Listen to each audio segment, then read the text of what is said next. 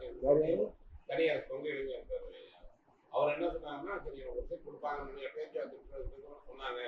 ஆனா வந்து திடீர்னு என்ன காரணம்னு தெரியல, சீட் ஒதுக்கலன்னு அதிருப்தியில் ஒதுக்கிட்டாங்க. இப்போ வந்து நியமன கூட்டம் நடந்துட்டு கூட்டணியில் இருக்கிறதா இல்லையான்னு சொல்றாரு. ஏன்னா அவர் வந்து அதிமுக கூட்டணி வந்து உங்களுக்கு ஆதரவு தெரிவிக்க வந்தவர். அவராகட்டும் கருணாசாகட்டும் நிச்சயம் மாண்புமிகு தமிழக முதல்வருக்கு அனைவருக்கும் அவருடைய இதயத்திலே இடம் இருக்கின்றது.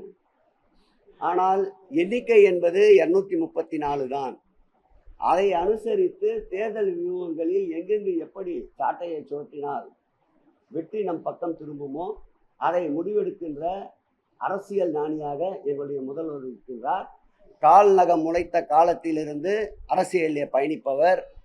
அவர் அரசியல் என்று தொடங்கிய 14 வயதிலிருந்து இதுபோல தேர்தல் கூட்டணியில் கலைஞரிடம் பயிற்சியை பெற்றவர். ஆகவே அனைவரையும் அரவணைத்து ஒரு குடையின் கீழ் கொண்டு வருவார்.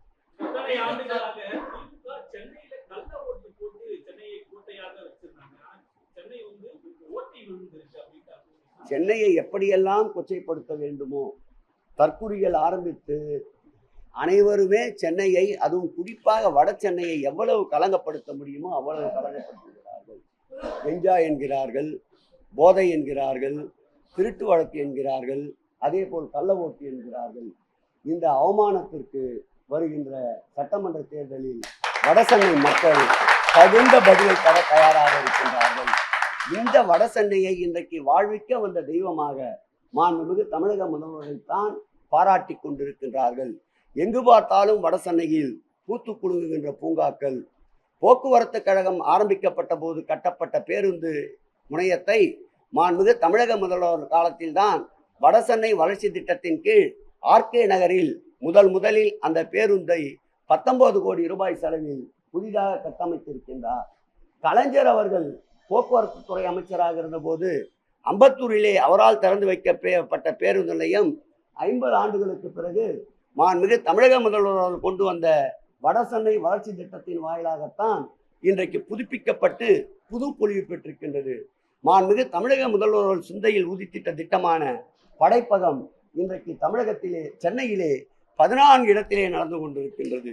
அது மாத்திரமல்ல, மாலை நேர வகுப்பிற்கு மாணவ செல்வங்கள் செல்வதற்கு அதிக கட்டணத்திலே மாலை நேர வகுப்பை படிக்க வேண்டும் என்பதற்காக அவர்களுக்கென்று கல்விச்சோலையை உருவாக்கியவர் மாண்புமிகு தமிழக முதல்வர் அவர்கள். சென்னையை பொறுத்தமட்டில் தனியார் பள்ளிக்கு நிகராக அரசு பள்ளியை, குறிப்பாக மாநகராட்சி பள்ளிகளை தரம் உயர்த்தி இன்றைக்கு அதிக அளவு மாணவ செல்வங்கள் பயில்வதற்குண்டான கட்டமைப்பை உருவாக்கியவர் மாண்புமிகு தமிழக முதல்வர் அவர்கள்தான். நம்முடைய பள்ளி கல்வித்துறை அமைச்சர் சொல்வது போல் ஒரு காலத்தில் மாநகராட்சியினுடைய பள்ளிகள் வறுமையின் குறியீடாக இருந்தது. இன்றைக்கு மாநகராட்சி பள்ளிகள் பெருமையின் குறியீடுகளாக இருக்கின்றது. முதலில் சென்னையிலே அரசு கலை கல்லூரியை மாண்புமிகு தமிழக முதல்வர் தான் இந்து சமய அறநிலைத்துறையின் சார்பில் உச்ச நீதிமன்றம் தொடங்கி உயர் நீதிமன்றம் வரையில் தொடுத்த பல சட்ட போராட்டங்களை சந்தித்து சென்னையிலே அரசின் சார்பிலே ஒரு கல்லூரியை இந்து சமய அறநிலையத்துறை சார்பில் நிறுவியவர் மாண்புமிகு தமிழக முதல்வர் தான் என்பதை பள்ளிக்கு, கல்லூரிகளுக்கு, பூங்காக்களுக்கு, உடற்பயிற்சி கூடங்களுக்கு புத்துயிர் அளித்த ஆட்சி திராவிட மாடல் ஆட்சி என்பதை சென்னை மாநகர மக்கள் நன்றாக உணர்ந்திருக்கின்றார்கள். இந்த மக்களை சிறுமைப்படுத்தியவர்கள் இந்த தேர்தலில் பின்னங்கால் பிடரில் வடிபட ஓட விளக்குவார்கள் என்பதை தெரிவித்துக் கொள்கிறேன்.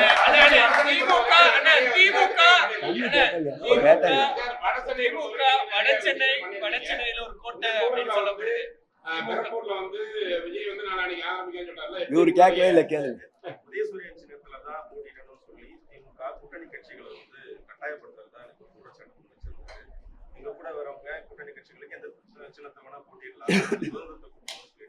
இது ஜனநாயக கட்சி. இந்த கட்சியில் தான் ஜனநாயகம் பின்பற்றப்படும்.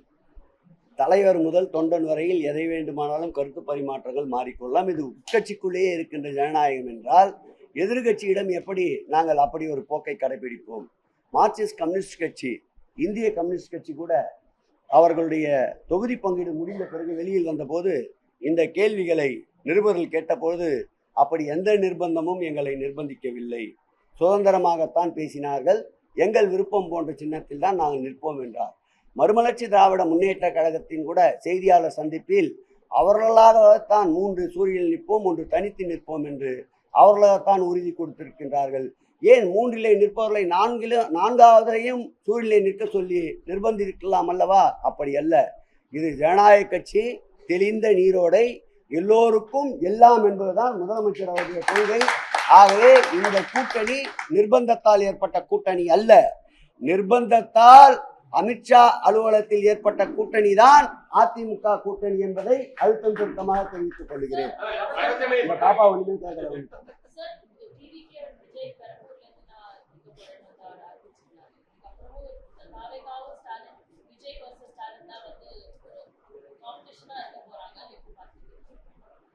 எங்களை பொறுத்தளவு எங்கள் கண்ணுக்கு எட்டிய தூரம் வரை எதிரியே தெரியவில்லை என்றுதான் நாங்கள் சொன்னோம். ஒரே ஒரு லேடி தான் கேள்வி கேட்கிறேன். 75 ஆண்டுகள் பவள விழா கண்ட இயக்கம். உங்கள் முன்பு பேட்டியிலே உட்கார்ந்து இருக்கின்ற நான் கூட 45 ஆண்டுகளை கடந்து அரசியல் பயணத்திலே இருக்கின்றேன். நல்லது கெட்டது, தீமைகள் நன்மைகள், புயல் வெள்ளம், இயற்கை சீற்றம், தீ விபத்து, பல குடும்பங்களுடைய சூழ்நிலைகள், இவற்றையெல்லாம் அனுசரித்து மக்களோடு மக்களாக ஒன்றாக பழகியவர்களை விரும்புவார்களா, அல்லது விருந்தினர் போல் எப்போதாவது ஒரு வேளை வீட்டிற்கு வருபவர்களுக்கு ஒரு தட்டு உணவு அறிந்து விட்டு திரும்பி அனுப்பிவிடுவேன் அப்படி இருப்பவர்கள் விரும்புவார்கள்? ஆகவே குடும்பமாக 75 ஆண்டுகள் பவள விழா கண்ட இயக்கம் தமிழகத்திலே வேரூன்றி இருக்கின்றது. அதைத்தான் நான் முன்பு பேட்டியிலே சொல்லும்போது கூட சொன்னேன். எங்கள் தலைவர் காலிலே நிகமுளைத்த காலத்திலிருந்து அவர் கால்படாத இடங்களே தமிழகத்தில் இல்லை. இன்றைய அரசியல் உலகில் மிகவும் தெளிவாக மக்கள் இருக்கின்றார்கள். சீர்தூக்கி பார்ப்பார்கள். தியாகத்திற்கா அல்லது வேஷத்திற்கா, தேர்தலுக்கா அல்லது நாட்டினுடைய முன்னேற்றத்திற்கா என்று சீர்தூக்கி பார்க்கின்ற பொழுது நிச்சயம் எந்த இதுவாக இருந்தாலும் எடைக்கல்லிலே அதிக உயரத்தில் இருப்பவர் எங்களுடைய மாண்புமிகு திராவிட மாடல் ஆட்சியுடைய நாயகன் முதலமைச்சர் முத்துவேல் கருணாநிதி ஸ்டாலினாகத்தான் இருப்பார். நிறைய சொல்லிட்டார்.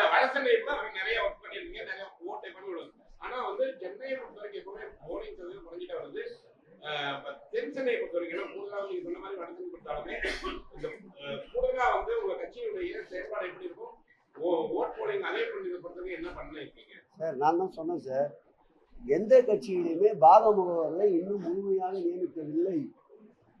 திராவிட முன்னேற்ற கழகம் மாத்திரம்தான் பாகமுகவர்களை முழுமையாக நியமித்து தேர்தல் அங்கீகாரம் பெற்றிருக்கின்றன.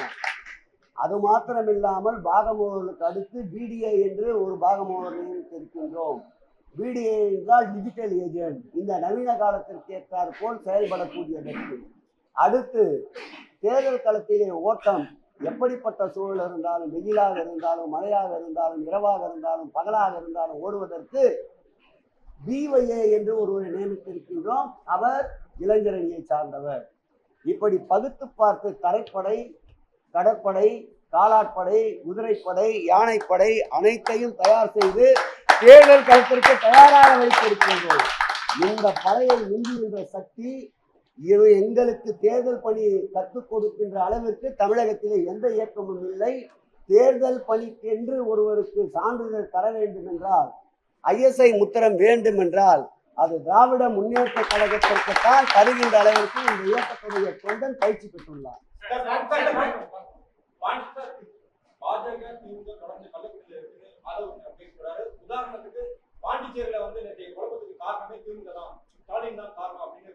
நீங்க எந்த ஊடகவியாலும் எனக்கு தெரியாது, மனசாட்சியோட நீங்களே சொல்லுங்க.